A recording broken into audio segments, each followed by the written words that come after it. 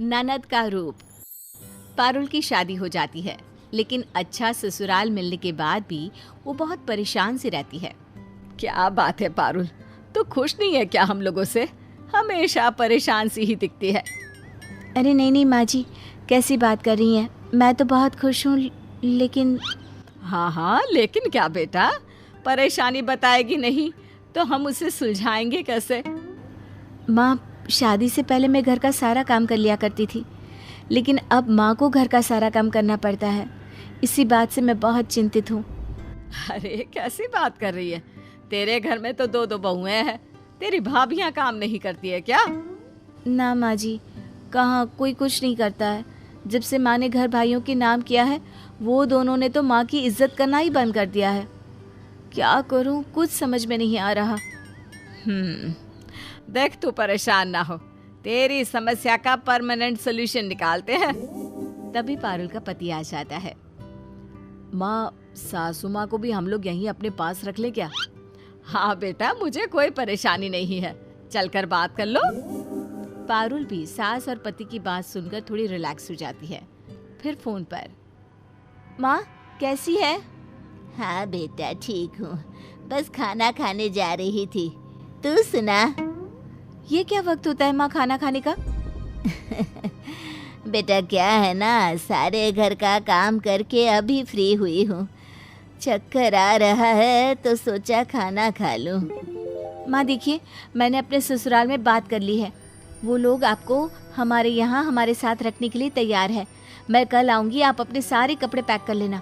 कल से आप यहीं रहोगी मेरे साथ। वैसे भी बहुत बड़ा घर है ये माँ। नहीं नहीं बेटा, ये तो तेरी सास और पति का बड़प्पन है कि उन लोगों ने बहू की माँ को घर में रखने की इजाज़त दी। लेकिन बेटा ये संभव नहीं है, क्योंकि मैं तेरे घर जाकर रहूँगी तो समाज क्या कहेगा। माँ क्या है, क्यों समाज का सोचना? अब दोपहर 1 बजे का खाना तुम शाम के 5 बजे खा रही हो, तो समाज आ रहा है क्या खाना खिलाने? मैं कुछ नहीं जानती, मैं कल लेने आ रही हूँ। अगले रोज पारुल घर आती है, जहाँ बड़ा भाई, अरे पारुल आई है, आओ आओ पारुल, कोई चाय कॉफी तो लाओ। अरे पारुल का घर है, शादी हो गई तो क्या हो गया? रहेगी तो घर की बेटी ही ना। जाओ, खुद बनाओ, खुद पियो और हमें भी पिलाना। हाँ। अरे नहीं, मैं चाय कॉफी पीने नहीं, माँ को लेने आई हूँ। कुछ दिनों के लिए मैं माँ को अपने घर ले जा रही हूँ। अरे कैसी बात कर रही हो? माँ चली जाएंगी तो घर कैसे चलेगा? नहीं, माँ कहीं नहीं जाएंगी। सिर्फ काम पूरा करने के लिए आपको माँ की जरूरत है? देख बेटी, तू अपने घर में खुश रहे, मैं ठीक हूँ यहाँ। देख पारुल, ससुराल से आई हो, खुशी खुशी रहो, घर तोड़ने की बात मत करो। पारुल को बहुत दुख होता है। वो मायके से चली जाती है। वहाँ जाकर वो उदास सी रहती है। लेकिन फिर एक दिन सास पूछती है, अरे क्या बात है, क्यों बार बार सोच रही है? देख पारुल, तेरी माँ भी सही कहती है, वो अपने बेटों को छोड़ देगी तो समाज क्या कहेगा? तो क्या समाज के कारण सारा दिन वहाँ परेशान होती रहेंगी, नौकरानी की तरह रहेंगी, और मैं खुश नहीं कर पा रही हूँ। मैं क्या करूँ माँ जी? देख, एक आइडिया है मेरे पास। फिर दोनों सास बहू कुछ बातें करते हैं और पारुल हंसने लगती है। माँ जी, ये आइडिया तो बहुत अच्छा है। फिर अगले रोज पारुल के मायके में डोरबेल बजती है और सामने खड़ी होती है 2 गंवार औरतें, पारुल और उसकी सास। जी, लेकिन भेष बदल कर। पारुल की बड़ी भाभी पूछती है, हाँ बोलो, कौन हो तुम? क्या करने आई हो तुम दोनों यहाँ? जी, हम माँ बेटी हैं, दोनों काम की तलाश में आई हैं।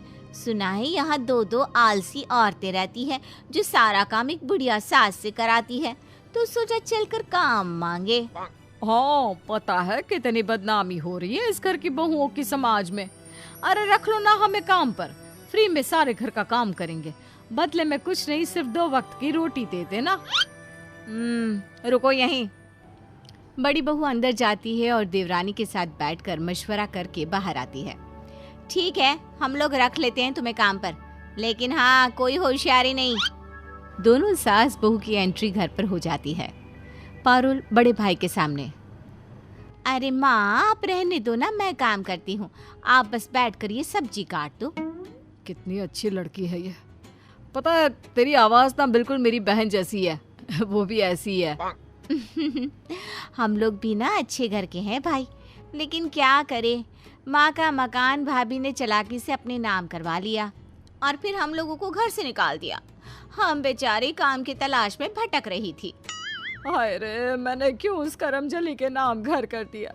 भाई पहले तो मुझे उसने नौकरानी बनाया, फिर धीरे से घर से निकाल दिया।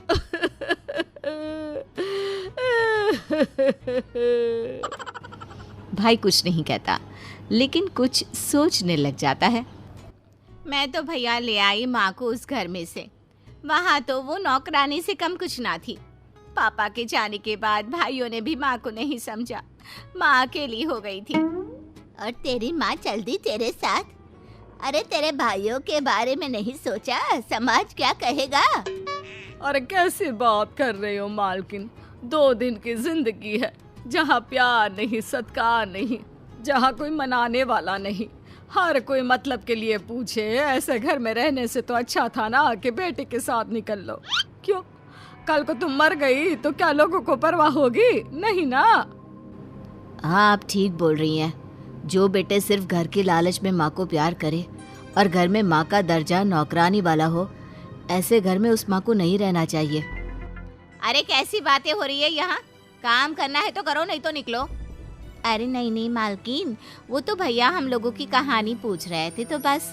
अरे काम तो करना ही है ना। दोनों सास बहू काम पर लग जाती है, लेकिन दोनों बेटों को सोचने पर मजबूर कर देती है। वहीं छोटी बहू, ऐसा है माँ जी कि अब आपको कोई काम धाम तो है नहीं, तो हरिद्वार क्यों नहीं चली जाती?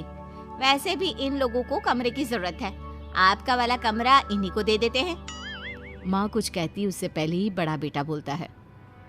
देखो सीमा, मैं इस घर का बड़ा बेटा हूँ। इस घर को बनवाने में मैंने बहुत पैसे खर्च किए हैं और वैसे भी मेरा हक भी इस घर में ज्यादा है, तो क्यों ना तुम्हें निकल लो इस घर से।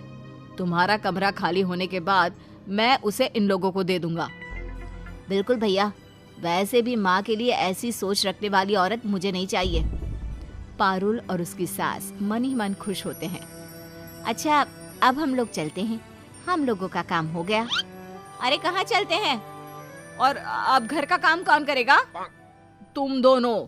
और नहीं कर सकते तो निकल जाओ इन दोनों के साथ ही। पारुल और उसकी सास घर आ जाती हैं और मायके में भाभियां काम पर लग जाती हैं।